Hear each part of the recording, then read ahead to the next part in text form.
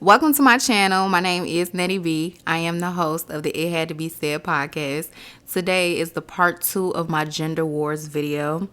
As you can see the title, this episode is asking the question, does bashing black men get the results you want? Okay, I believe us women, we were the ones that coined the phrase, niggas ain't ish. That had to be us, okay? Niggas ain't ish. That's us. That's us. That's black women. Like, let's be real. That's us. We've been talking down on men since before it was a trend to even talk anything about anyone. Okay? Whether he made you a single mother, he cheated, he lied, he manipulated you, or abused you, us women tend to have a very reckless mouth, okay? Especially in the POC community. This is not just limited to black women. Latino, Asian, I don't care. If you got a little color in you, even women that don't have color in them, okay? We have a reckless mouth. We are emotional. We tend to hit where it hurts, which is from our mouth. You know, can we agree? Can we agree? Like, before we get started, can we just agree that sometimes us women can dig so low in the gutter and hurt people with our mouths, even each other? Let's get a consensual okay. So yes, us women do get hurt and say very hurtful things, but I do believe in order.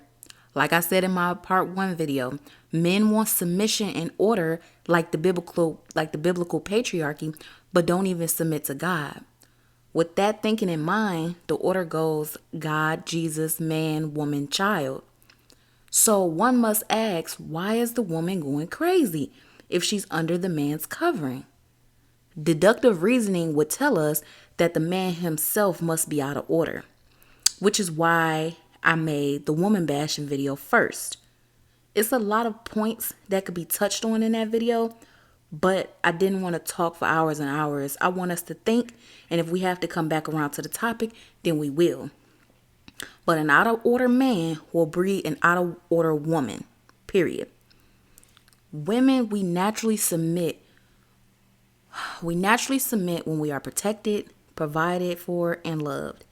If that is not in place, women find it hard to give their submission away. I'm well aware of this factor. That is 10 out of 10 good reasoning. But I can't let us get away with murder like that. We can't get away with murder like that. Even though we are displaced, we still have self-autonomy and we have to hold ourselves accountable for our actions. Which leads me to my first point. A lot of us pick the wrong man. We pick wrong. We pick wrong, and you give that man your all, you get hurt and become bitter. We've all heard the saying, hell knows no fury like a woman scorned. Proverbs 21:9, it is better to live in a corner of the housetop than in a house shared with a quarrelsome woman. The New King James Version says, it's better to dwell in a corner of a housetop than in a house shared with a contentious woman. We are truly hell raisers when we feel like it, because naturally, we're more meticulous. We're more methodical. That's our nature. Women hold pain close and will plan out the downfall of another if they feel betrayed. See, men, they'll go upside somebody's head. Let's be real. They'll get barbaric. You know, they'll be loud about it. There are some men that are meticulous too, but in their nature, they beat on their chest and they let their anger out. We hold it in. We're the type to convince the whole family not to like a man, or convince another man to fight one of our exes.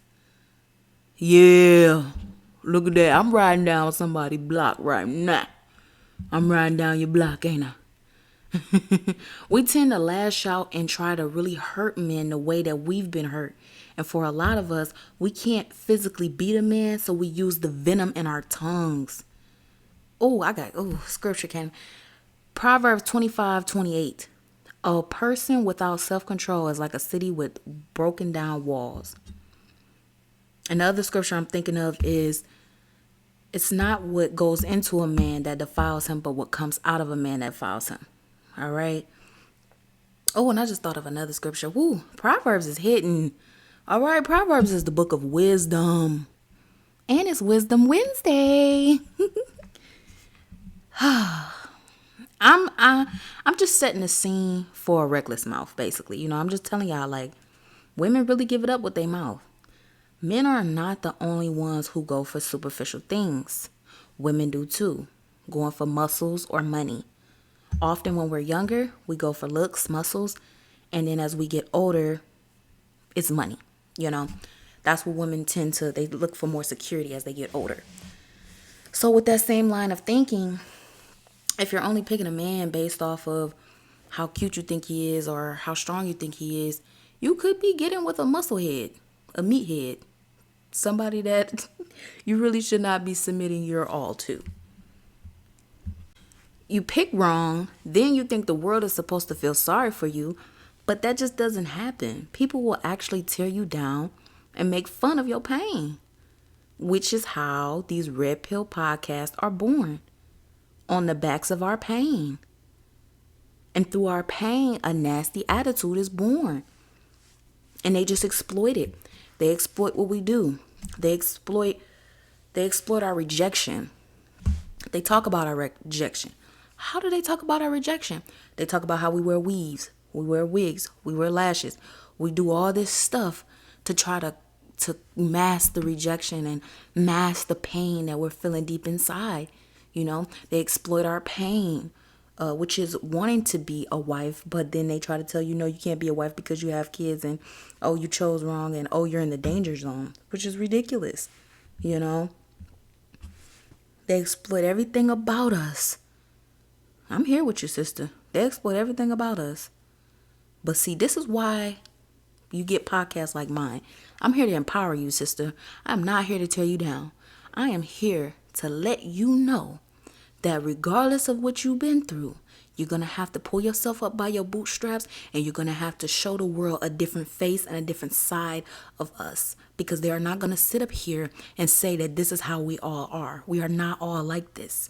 There are plenty of beautiful, gorgeous, worthy women that have children, that may be divorced, that they just didn't learn soon enough, you know, because we have the obligation to stay with the children. We get a harsher judgment and we get a harsher treatment, whereas men, they don't have to be with the kids. You know, a man can have 3 baby mamas and a woman will still deal with him. He just be like, oh, they crazy, I'm not with my kids. You know, they could just brush it off. But with us, if that happened, then we're seen as a nasty individual, which hence brings the nasty attitude. You know, stereotype upon stereotype, disenfranchisement. Lord, child. Listen, some of these words, they just come to me, honestly. Sometimes they just come to me. Yeah, displaced, full of distrust. I love when J. Cole said, killing yourself just to find a man that'll kill for you. We go through a lot just to be loved and accepted and protected by one man. And they weaponize that against us. We have to bridle our tongues and go through this healing journey so that they cannot say these things about us. So now we talked about point 1, picking the wrong man, which infuriates us, and then, you know, it comes out your mouth. Whatever's in your heart will come out your mouth. Number 2, gossiping with other bitter women. Man, this is a bad look, and I've been here before. Being under foolish counsel will turn you into a foolish woman. Many women operate out of bitterness and hate, jealousy, envy, strife, competition, backbiting, and don't even realize it. Older women. Old women that should be telling you the right thing, they teach you wrong. So now you feel comfortable. Now you feel comfortable bashing men. Now you feel comfortable not taking accountability. Now you feel comfortable saying it's all him. And that's a bad look, baby. That's a bad look.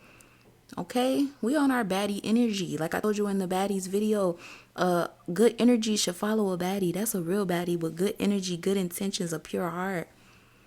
All right, somebody that you can look up to. That's a baddie right there. All right, we not about to let no bitter women turn us into cold-hearted, callous type of people. That is no, no, no. And I don't know if y'all got the memo, but gossiping about how your baby daddy or your ex did you real bad and did you real dirty, it only make you look bad, sis. I'm not even gonna lie to you, because people are gonna look at you and be like, well, you allowed it to happen. Where's your self-esteem? Where's your self-worth? Why would you let him drag you through the mud like that? So it's better to just keep it on mute. Don't even tell nobody how these dudes be doing you, for real, for real. Especially when you're emotional. If you can logically talk about it, then kudos to you. But if you emotional, upset, going to other bitter women for advice, this is where you get women pulling up, fighting other women, clawing out other women, stalking other women's page and all that stuff. That's where you get that. All right. And that's a bad look, Miss Mamas. It's a bad look, for real. Ugh. And I think this might be my last point, and then I'm going to just say whatever I want to say after this. You envy men. This is not just women. There's a lot of men that envy women as well. But a lot of women envy men. They envy the power, they envy the status, and they envy the placement in the world. So you tear men down because you envy their position. You envy the fact that they're not as emotional as you. So you disconnect from your emotions and try to emulate them. You try to be a player. You try to be sexually liberated, which only hurts us in the long run because we're not wired like men. And that should actually be a great thing. We're more sacred and cherished than them. All right? Like, yes, we are more magical. Men are men. We have great things about us. All right? Don't look down on your emotions. We also try to get the bag like men. Physically, we're just not built for that. There are some women out there that work long, long, long hours. And listen, baby, I'm not here to judge you, baby. Get it how you live. If you running up that bag, run up that bag. I ain't here to hate on none of that. I love that. But when we're so caught up in our money that we can't let our femininity flourish, then there is a problem. When we're so caught up in the bag that we forget all morals, yes, that is unproductive. I got a video coming about femininity, and I'm going to be talking about my testimony as far as like my struggle with masculinity and femininity. So I want you guys to tune into that. It's going to be a more chill vibe. It's going to be a little more testimonial and like, a little more emotional if you guys like that type of thing. But yeah, this is my video about, let's get back to the original question. Does bashing men get the results you desire? No, it doesn't.